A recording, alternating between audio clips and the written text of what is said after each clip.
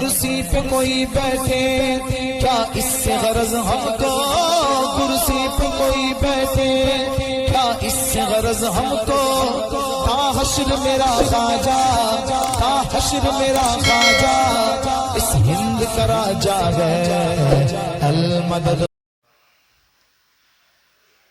अल्हम्दुलिल्लाहिल्लज़ी Kaffa व सलामुन अला हबीबिहिल मुस्तफ़ा अम्मा बाद।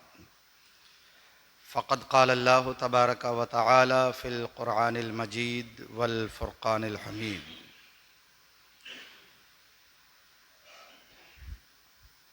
इन्ना अअतैनाकल कौसर फ़सल्लि लिरब्बिका वनहर इन्न शानिअका हुवल अबतर।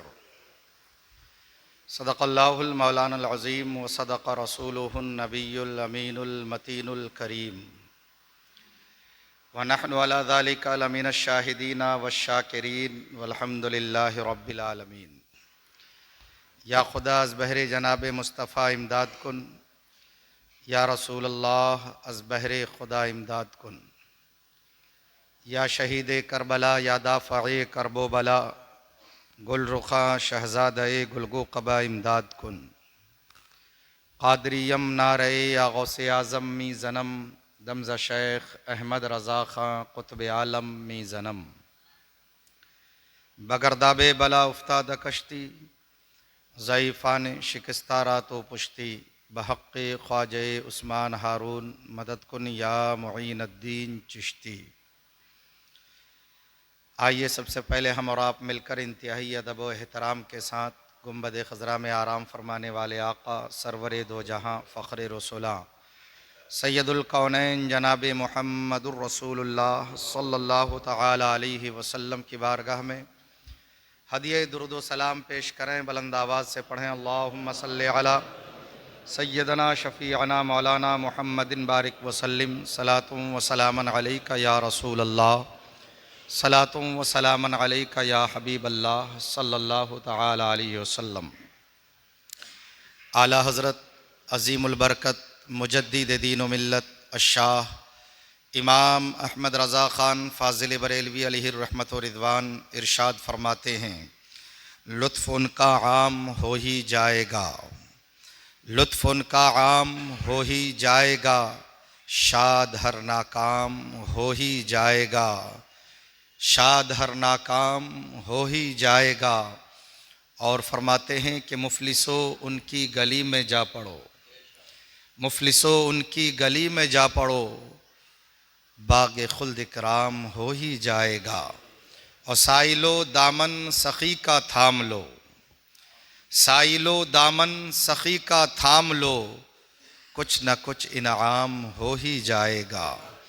ऐ रज़ा हर काम का एक वक्त है, दिल को भी आराम हो ही जाएगा, दिल को भी आराम हो ही जाएगा। अज़ीज़ान मोहतरम, आज ईदुल अज़हा की नमाज अदा करने के लिए हम सब जामा मस्जिद में हाज़िर हुए हैं। मैं दुआ करता हूँ मौला ताला हम सब की नमाज़ों को कबूल फ़रमाए। परवरदिगार इस ईद की सही खुशी अल्लाह हम सब को अता फ़रमाए। जो हमारे भाई अल्लाह की राह में क़ुरबानी कर रहे हैं, अल्लाह उनकी क़ुरबानियों को कबूल फ़रमाए। क़ुरबानी एक अज़ीम यादगार है हज़रत सैयदना इब्राहीम खलीलुल्लाह की। पिछले 2 जुमों से इसी मौजू पर गुफ्तगू हो रही है और आज ईदुल अज़हा की नमाज अदा करने हम सब यहाँ जमा हुए हैं। चंद मिनट में ये गुफ्तगू होगी। इसी ताल्लुक़ से मैं दुआ करता हूँ मौला मुझे हक़ बोलने, आप सबको हक़ सुनने, हक़ समझने की तौफ़ीक़ अता फ़रमाए।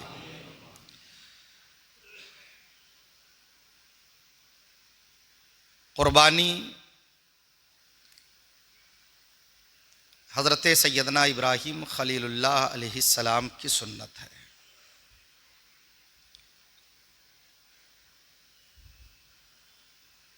और एक ऐसी इबादत है कि आज के दिन अल्लाह के नज़दीक कुर्बानी करने से बेहतर कोई अमल नहीं है। और इस पर बहुत बड़ा अज्र है। जब कुर्बानी के ताल्लुक़ से आकाए करीम जनाब मुहम्मदुर रसूलुल्लाह सल्लल्लाहु तआला अलैहि वसल्लम ने इरशाद फरमाया तो सहाबा ने अर्ज़ किया, या रसूल अल्लाह, इसमें हमारे लिए क्या अज्र है? तो नबी करीम जनाब मुहम्मदुर रसूलुल्लाह सल्लल्लाहु तआला अलैहि वसल्लम अज्र और सवाब बताते हुए इरशाद फरमाते हैं कि जो जानवर अल्लाह की राह में कुर्बान किया जाता है, उस जानवर के जिस्म पर जितने बाल हैं, हर बाल के एवज़ अल्लाह रब्बुल इज़्ज़त 10 नेकियां अता फरमाता है। अब आप शुमार कीजिए नेकियों को। मैं समझता हूं इन नेकियों को शुमार नहीं किया जा सकता, इसीलिए ये मिसाल मेरे आका ने अता फरमाई कि अल्लाह बेपनाह अता करने वाला है, और ऐसी अता कि तुम शुमार नहीं कर सकते। वो कितना अज्र अता फरमाएगा और कितना जज़ा इसमें अल्लाह रब्बुल इज़्ज़त अपने बंदों को अता फरमाएगा। वो अमल मेरे सरकार ने अपनी ज़िंदगी में भी किया, और उसके बाद मौला अली को वसीयत भी मेरे सरकार ने फरमाई कि अली, हर साल तुम मेरे तरफ से और मेरी उम्मत की तरफ से कुर्बानी किया करना। मेरे आका जनाब मुहम्मदुर रसूलुल्लाह सल्लल्लाहु तआला अलैहि वसल्लम की ज़ात बाबरकात कि हर अमल में सरकार ने उम्मत का ख्याल ज़रूर रखा। कितनी मोहब्बत थी सरकार को अपनी उम्मत से, कितना प्यार था कि जो भी अमल मेरे सरकार कर रहे हैं उसमें उम्मत का ख्याल ज़रूर हो रहा है। रात रात भर जगकर अल्लाह की इबादत कर रहे हैं उम्मत के खातिर, अपने हाथों को उठा रहे हैं सरकार उम्मत के खातिर, अपनी ज़बान को जुम्बिश दे रहे हैं सरकार उम्मत के खातिर, रब की बारगाह में अपने आंखों से आंसू बहा रहे हैं सरकार उम्मत के खातिर। कितना प्यार है सरकार को अपनी उम्मत से, कितनी मोहब्बत है सरकार को अपनी उम्मत से। आज ये वसूल और ये ज़ाब्ता है कि अगर मुझसे कोई मोहब्बत करे तो वो सिले में क्या चाहता है? यही तो चाहता है कि मैं भी मोहब्बत करता हूं, वो भी मुझसे मोहब्बत करे। आप किसी से मोहब्बत करते हो और वो आपसे मोहब्बत ना करे तो ये मोहब्बत ज्यादा देर नहीं टिकती। फिर तो ख्याल यही आता है कि यार मैं तो इनसे मोहब्बत करता हूं, ये मेरी मोहब्बत को तरजीह भी नहीं देता, मेरी मोहब्बत की मजाक उड़ा रहा है, मेरी मोहब्बत को ये नजरअंदाज कर रहा है। लेकिन मोहब्बत के बदले में अगर आप मोहब्बत पेश करोगे तो यकीनन ये मोहब्बत कायम रहती है, और ये मोहब्बत इंसान को मंजिल ब मंजिल काम आते रहती है, और जिंदगी के आखिरी लम्हात तक ये मोहब्बत काम में आते रहती है। तो सरकार की मोहब्बत देखो अपने हर अमल में। अल्लाह के रसूल जनाब मुहम्मदुर रसूलुल्लाह सल्लल्लाहु अलैहि वसल्लम ने उम्मत को याद रखा। आज उम्मत का हाल ये है कि हम कलमा तो पढ़ते हैं, सरकार की मोहब्बत का दम भी भरते हैं, लेकिन जो मोहब्बत सरकार ने पेश की है उसके जवाब में हमारे पास मोहब्बतें नजर नहीं आ रही है। आप खुद अपना मुहासबा करें, अपना जायजा लें, अपने किरदार और कैरेक्टर का जायजा लें, अपने अखलाकियात का जायजा लें। अपने शबो रोज का जायजा लें तो आपका ज़मीर आपको झंझोर कर यह कहेगा जरूर कि देख, सरकार ने तेरे खातिर अपने आंखों से आंसू बहाए हैं, सरकार ने तेरे खातिर रब की बारगाह में रो रो कर गिरगिरा कर तेरी मगफिरत तलब की है, सरकार ने तेरे खातिर अल्लाह की बारगाह में हाथ उठाकर दुआएं मांगी है, और तू उसके सिले में क्या कर रहा है, तेरा किरदार कैसा है, तेरा कैरेक्टर कैसा है, तुम्हारे अखलाक कैसे हैं, यह आपका ज़मीर आपको बता देगा कि वाकई तुम सरकार से मोहब्बत करते हो या सिर्फ मोहब्बत का दिखावा करते हो। जो भी अमल नबी करीम जनाब मुहम्मदुर रसूलुल्लाह सल्लल्लाहु अलैहि वसल्लम ने किया, अपनी उम्मत को उसकी तालीम भी दी, उसको तरबियत भी अता फरमाई। हजरत सैयदना इब्राहिम खलीलुल्लाह की यह सुन्नत बरकरार रखी गई और सरकार ने हर साल अपने तरफ से और अपनी उम्मत के तरफ से भी कुर्बानी पेश की, और आज यही कुर्बानी हम में है, और हम भी अल्हम्दुलिल्लाह जो मालिक निसाब है, अल्लाह ने जिसे दौलत दी है, जिस पर कुर्बानी करना वाजिब है, वह अल्लाह की राह में कुर्बानी जरूर किया करते हैं। इबादत चाहे जो भी हो, उसमें दिखावा नहीं होनी चाहिए। आप कुर्बानी कर रहे हो मगर इसमें दिखावा की जरूरत नहीं है, इसमें दिखावा नहीं करना है कि हमने 1 लाख का जानवर लिया या हमने 2 लाख का जानवर लिया, या फिर जानवर की कीमत सबको बताते फिर रहे हैं, इस बार हमने तो 50,000 का बकरा खरीदा है, इस बार हमने 60,000 या 80,000 का खरीदा है, और फिर उसकी नुमाइश भी होती है। मेरे भाई, ये दिखावा अल्लाह को पसंद नहीं है, अल्लाह को तो खुलूस पसंद है। जो खुलूस के साथ अल्लाह की राह में कुर्बानी पेश करता है, उसकी कुर्बानी कबूल भी होती है। और सिर्फ कुर्बानी के मौके पर जानवर ज़बह कर देना कमाल नहीं है, जो हुक्म शरअ है उस पर अमल करते हुए अल्लाह की राह में कुर्बानी करना, ये कमाल है। ये क्या कि आपने जानवर ज़बह किया और गोश्त खा लिया, बात खत्म हो गई। नहीं, आप जो कुर्बानी का जानवर लेके आए हैं, आप उसको कुर्बान कीजिए अल्लाह की राह में, और कुर्बानी करने के बाद हुक्म ये है कि उसके 3 हिस्से कीजिए, और 3 हिस्से करने के बाद एक हिस्सा अपने घर वालों के लिए छोड़िए, एक हिस्से का गोश्त अपने दोस्तों अहबाब तक आप पहुंचाइए, और एक हिस्सा गरीबों, फकीरों, यतीमों, मिस्किनों तक पहुंचाइए। ये इस्लाम ने निज़ाम दिया है कि जिसके घर कुर्बानी नहीं हुई है, जो गुर्बत की वजह से कुर्बानी नहीं कर पा रहे हैं, जो इस्तिताअत नहीं रखते, आज इस अमल में तेरे साथ वो भी शामिल हो जाए, और फिर उसके घर भी कुर्बानी का गोश्त पहुंचे, उनके बच्चे भी कुर्बानी के गोश्त खा लें। ये नहीं कि साहब बकरा ज़बह किया और गोश्त काट के अपने फ्रिज में भर लिया, अब चल रहा है मुहर्रम तक गोश्त खरीदने की जरूरत नहीं है। बस औकात तो हमने ये भी देखा है कि मुहर्रम का खिचड़ा भी कुर्बानी के गोश्त से लोग तैयार कर लेते हैं। यह हालत है। बाज लोग तो इतना भर लेते हैं कि फिर 2-3 महीने तक उन्हें गोश्त खरीदने की जरूरत नहीं पड़ती।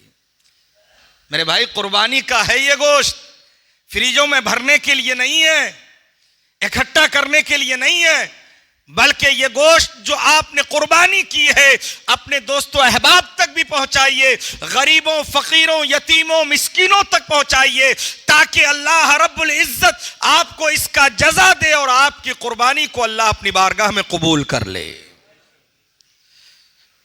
यह है कुर्बानी, और आप कुर्बानी कर रहे हैं, अल्लाह आपके अमल को कबूल फरमाए, अल्लाह आपकी कुर्बानी को कबूल फरमाए। मगर इस कुर्बानी के मौके पर मेरे भाई एक पैगाम मैं और आपको देना चाहता हूं। कुर्बानी कर रहे हैं आप, जानवर के गले में छुरी चला रहे हैं आप, आपका ये बेहतर अमल है, आपकी ये इबादत है। इस इबादत के साथ आप अपने हसद पर भी छुरी चलाइए, आप अपनी गीबतों पर भी छुरी चलाइए, आप अपने तकब्बुर पर भी छुरी चलाइए, आप अपनी जिद पर भी छुरी चलाइए, आप अपने गुस्से पर भी छुरी चलाइए। ये सारी मजमूम चीजें जो आपके अंदर है, गीबत आप कर रहे हो, चुगलखोरी आप कर रहे हो, दूसरों की बुराइयां आप कर रहे हो, आप अपने गुस्से से आपे से बाहर हो जाते हो, तकब्बुर आपके अंदर है, घमंड आपके अंदर है, इन सारी बुराइयों पर आप छुरी चलाओ और अल्लाह की बारगाह में यह अहद करो कि मौला जिस तरह मैंने ये कुर्बानी का जानवर तेरी रजा के लिए कुर्बान किया है, आज इस जानवर के साथ मैं अपने जिद, अपने अना, अपने तकब्बुर पर भी छुरी चला रहा हूं। मौला ये चीजें मेरे अंदर से साफ कर दे और मेरे अखलाक को बेहतर अखलाक बना दे। ये हर इंसान के अंदर होना चाहिए। हमारे अंदर जिद नहीं होनी चाहिए, हमारे अंदर तकब्बुर नहीं होनी चाहिए, हमारे अंदर गुस्सा इतना नहीं होना चाहिए जिस बिना पर हमारे घर बिगड़ जाए। अपने अंदर आप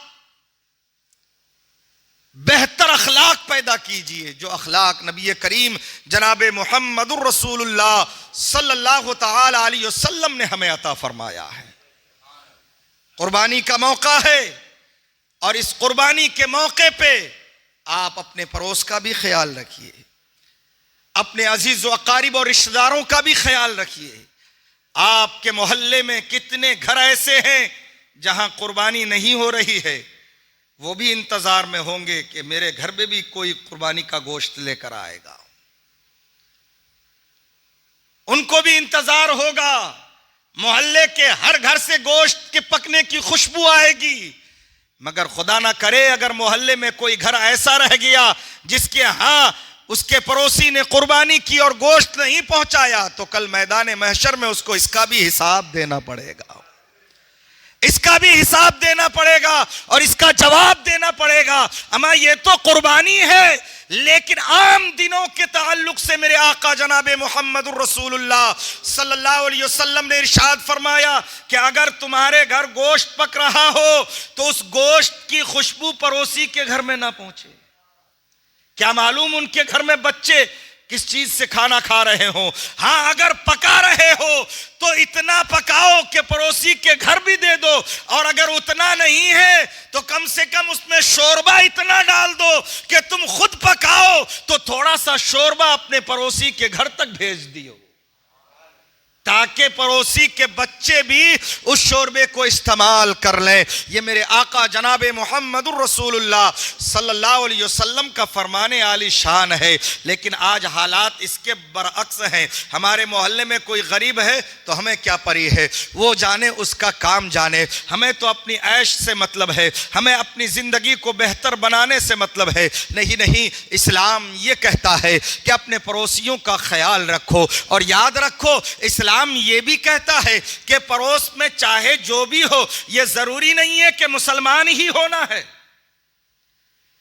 अगर आपका पड़ोसी आपका गैर मुस्लिम भी है तो इस्लाम यह कहता है कि अगर गैर मुस्लिम भी पड़ोसी है तो उस पड़ोसी के हुकूक का ख्याल तुम्हें रखना होगा। यह इस्लाम इस चीज के लिए तुम्हें तालीम दे रहा है कि अगर गैर भी तुम्हारा पड़ोसी है, गैर मजहब का मानने वाला भी है, तो तुम्हारे लिए हुकूक यह है कि उस पड़ोसी का भी ख्याल रखो जो तुम्हारे घर के बराबर में है, जो तुम्हारे घर के पास में है। यह हमारा मजहब है, यह हमारा इस्लाम है। ये मत देखो दुनिया नफरत तो परोसी ही रही है, दुनिया में नफरत तो फैलाई ही जा रही है। अब बिलखुसूस मुसलमानों के ताल्लुक से इस कदर नफरतें फैलाई गई है कि आज दूसरे तबके के हर बच्चे में मुसलमानों के ते नफरतें नजर आ रही है। लेकिन खुदा की कसम, हमारा मजहब तो ऐसा मजहब है जो नफरत के खात्मे का हुक्म देता है और मोहब्बत फैलाने का हुक्म हमारा मजहब अता फरमाता है। नफरत नहीं सिखाता है हमारा मजहब। हमारा मजहब तो यह सिखाता है कि आपस में मोहब्बत से रहो, आपस में एक दूसरे से प्यार करो। अगर गैर मुस्लिम भी तुम्हारा पड़ोसी है तो उसके हुकूक का ख्याल रखना एक मुसलमान की जिम्मेदारी है, और एक मुसलमान अपनी जिम्मेदारी अदा करे चाहे वो किसी भी मजहब का मानने वाला हो। ये हमारा इस्लाम है और ये इस्लाम की सदाकत और सच्चाई है। और यही वजह है, दुनिया लाख कुछ कह ले, इस्लाम मोहब्बत से फैला है, इस्लाम अपने अखलाक के जरिए फैला है, इस्लाम अपने आफाकी निजाफत और तहारत के जरिए फैला है। आज पूरी दुनिया में जो इस्लाम नजर आ रहा है ये हमारे बानी इस्लाम की अखलाक को मोहब्बत का नतीजा नजर आ रहा है। दुनिया कुछ कहे मेरे भाई, उस पर तवज्जो देने की जरूरत नहीं है। तवज्जो इस पर दो कि हमारा इस्लाम हमें क्या तालीम दे रहा है। हम अपने मजहब के मुताबिक जिंदगी गुजारें और मजहबी तौर तरीके के मुताबिक अपनी जिंदगी गुजारें। कुर्बानी के अय्याम हैं। कल मैंने आपसे अर्ज किया था कि आप कुर्बानी करें, जरूर नहीं आनी चाहिए।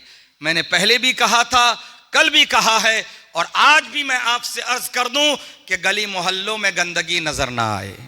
राह चलने वालों को आपकी कुर्बानी से कोई दुश्वारी ना हो।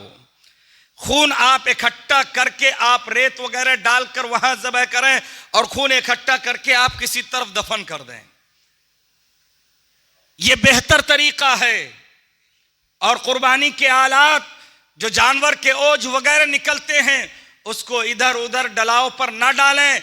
नगर निगम की गाड़ियां हर गली में खड़ी होंगी, हर चौक चौराहे पर खड़ी होंगी। आप अपने घर से लाकर उन गाड़ियों में डालें ताकि नगर निगम की गाड़ियां वो फुजलात को ले जाकर बाहर फेंकें। मोहल्ले में गंदगी नहीं होनी चाहिए। इस गंदगी से खुद भी बचिए और दूसरों को भी आप ये जरूर कहिए। अगर आपके पड़ोस में कुर्बानी हुई है, आप प्यार से उनसे कहिए, भाई कुर्बानी के आलात इधर उधर ना फेंकें बल्कि वहां ले जाकर डाल दें। न किसी से तुतड़ाक की जरूरत है, न तेज जबान तेज आवाज से बोलने की जरूरत है। अपने लहजे में आप प्यार पैदा कीजिए, अपने लहजे में आप मोहब्बत पैदा कीजिए। कोई भी बात आपको किसी से कहनी हो, आपका लहजा अच्छा होगा, बात चाहे कितनी ही कड़वी क्यों ना हो, अगर लहजा अच्छा होता है तो कड़वी बात भी इंसान को कड़वी नहीं लगती।